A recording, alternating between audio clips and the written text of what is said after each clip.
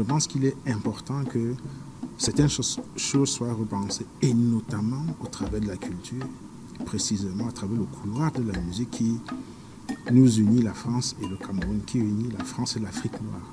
Tous les premiers enregistrements des Camerounais sont faits en France. Les disques partent de la France pour arriver au Cameroun. Naturellement, il y a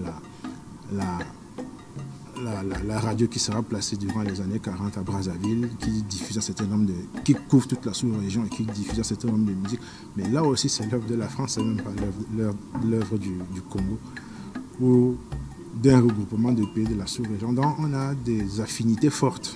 Et je pense qu'on peut partir de la lecture de ces affinités-là pour avoir un discours apaisant, ou bien apaisé en termes des rapports qui sont les autres. Vous savez très bien, prenez l'exemple, on pourrait prendre la musique, je pourrais prendre le sport, ou le football, je pourrais prendre le cas de la littérature aussi, pour dire qu'avec l'Amadou Kourouma par exemple, le français est devenu une langue africaine.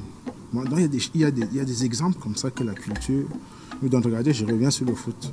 Vous avez une équipe de France où tout le monde est de couleur. Pratiquement tout le monde est de couleur, quand il n'est pas d'origine de... Vous voyez donc, la France n'a pas de choix. N'a pas de choix que de s'établir sur cette nostalgie heureuse. C'est ce que je disais dans mon exposé, plusieurs types de nostalgie, mais sur cette nostalgie heureuse qui devrait faire en sorte qu'elle ne devienne plus, comment dire, un objet à abattre, ce qui lançait des flèches, ou même une espèce d'exutoire parce qu'il y a eu la colonisation et tout. C'est vrai, il y a eu la colonisation.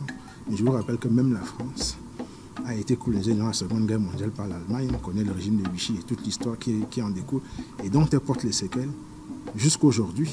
Donc, on n'a pas de choix que de conjuguer ensemble parce qu'on a une histoire commune, un passé commun et une nostalgie qu'on devrait partager.